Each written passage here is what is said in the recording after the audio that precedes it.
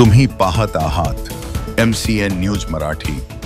बुलढाण्याच्या चिखली तालुक्यातील भरोसा या गावातील शेतकरी दाम्पत्याने गळफास लावून एकाच दिवशी आत्महत्या केली। त्यांच्या कुटुंबियांना सांत्वनपर भेट देण्यासाठी आलेल्या आमदार रोहित पवार यांची काही विद्यार्थ्यांनी भेट घेतली। दरम्यान 8व्या वर्गात शिकणाऱ्या सीमा गजानन थुट्टे या चिमुकलीने आपल्या शेतकरी बापाची व्यथा मांडत शेतकऱ्यांच्या समस्यांचा आमदार रोहित पवार यांच्या पुढे पाढाच वाचला।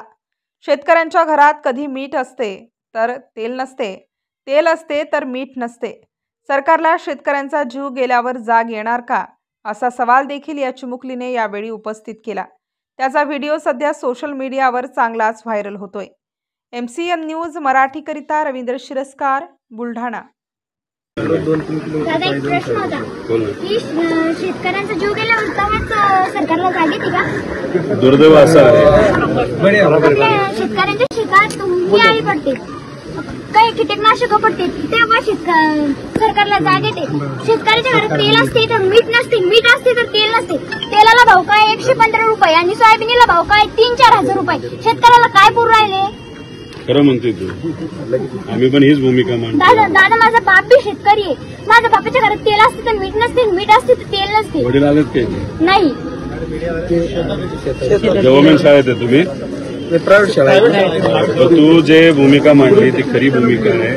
तुला हे माहिती आहे का, भारतात सगळ्यात जास्त सोयाबीन केलं जातं, कापूस केला जातो आणि एवढ्या मोठ्या प्रमाणात कापूस करून ज्याच्यात तुमच्या 4 पैसे घरात यायला लागतात, कापसाला जेव्हा 10,000 भाव मिळतो तेव्हा हे सरकार काय करतं, नाही तर कुठलंही सरकार इम्पोर्ट करायला लागतं, त्याचे भाव परत खाली पडतात आणि त्यात आपला शेतकरी झोपतो।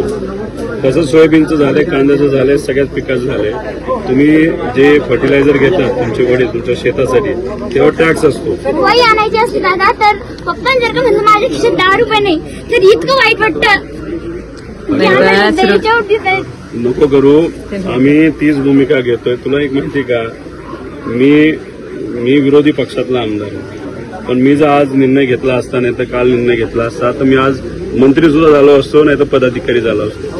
पण मी या सरकारबरोबर का नाही जात? हे सरकार युवांच्या विरोधात आहे, शेतकऱ्यांच्या विरोधात आहे, मजुरांच्या विरोधात आहे, महिलांच्या विरोधात आहे।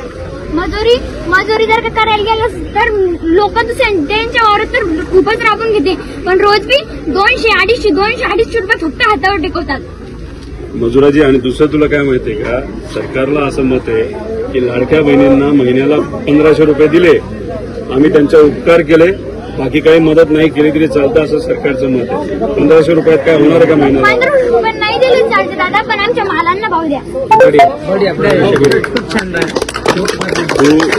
पण तू आता कितवीत आहेस? 8वी। बरं, आता 11वी 12वी कुठून करणार? 11वी 12वी पप्पा आमची एकच शेती, पप्पा म्हणजे चांगलं मोठ्या कॉलेजात घ्यायचं। तुझ्या घरचा काका मामा भाऊ मोठा आहे का कोणी? हिचं तू 8वी ना, 11वी जेव्हा जायचं असेल तर बारामतीला शारदा नगर म्हणून शाळा आहे। ही ज्या पद्धतीने बोलते ना, आक्रमक भूमिका घेते, तर उद्या जाऊन ही नक्कीच मोठी, सगळेच बनतील, ही मोठी अधिकारी बनेल। आणि ती बनत असताना आमचंही त्याच्यामध्ये एक सेवा म्हणून त्याची मदत, म्हणून ही जी 11वी 12वी आणि नंतर पण तिला त्याच संस्थेमध्ये जर करायचं झालं तर सगळी जबाबदारी मी घेत आहे, असा शब्द व्हिडिओ काढलेला आहे।